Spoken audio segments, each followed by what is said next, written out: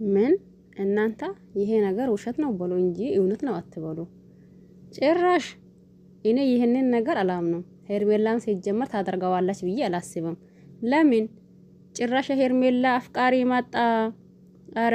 አረጉት ቅድም ለታላዛ ነው እንዴ? እኔ እኮ እንደ እሱ እንደሚያደርገው ወንድ ይዤ መምጣት አላቃተኝም ነበር። ነገር ግን ደግሞ እኔ ቤተሰቦቼንና እንዲሁም ደግሞ ወንድም እህቶቼን አንገታቸው እንዲደፉብኝ አልፈልግም። ስለዚህ እሱ አድርጎታል ብዬ እኔ ግን አላደርግም። ስለዚህ ምንም ነገር ቢፈጠርና ምንም ነገር ቢሆን አንቺ ምን ትኛለሽ በዚህ ጉዳይ? እኔ አሁን አብርሽን አምኖ መቀበል እጅግን ይከብደኛል።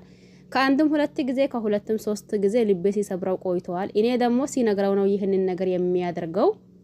እባክህን አብርሽ እስቲ ወደ ኋላ መለስ ብለህ አስብና እንዲሁም ደግሞ ላንታ የሚሆነውን ሰው አስብ እያልኩኝ በሴትነቴ እንኳን ምን ሉኝ ታሳይዘኝ አፌ አውጥቼ ሲነግረው እሱ ደግሞ እኔን ሊረዳ ፍቃደኛ አልነበረም። አሁን እኔ ደግሞ እሱን የሚረዳበት ምንም አይነት ምክንያት የለም። ዋጋ ከፍያለሁኝ ብዙ ነገር ስትል ነበረው።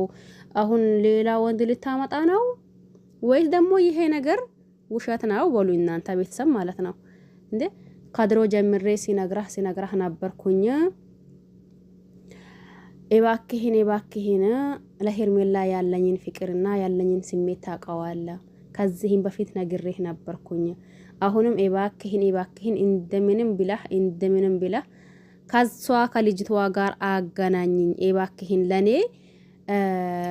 እንደ ወንድ የምታስብልኝ ከሆነ እኔ ደግሞ ለአንተ አስፈላጊ ሰው ከሆንኩኝ አንተ ለኔ ደግሞ አስፈላጊ ሰው ከሆን ምንም ነገር ይሁንና ምንም ነገር ይፈጠርና እባክህን ከሄርሜላ አገናኝኝ የሚለው መጣ። እኔ ይህንን ነገር አላምንም። ቤተሰብ እናንተ እያመናችሁ ነው እንዴ ወይስ ደግሞ ምን እያላችሁ ነው? ሀሳብ አስተያየት ካላችሁ ኮሜንት ስር አስቀምጡ። ሰላማችሁ ይብዛ።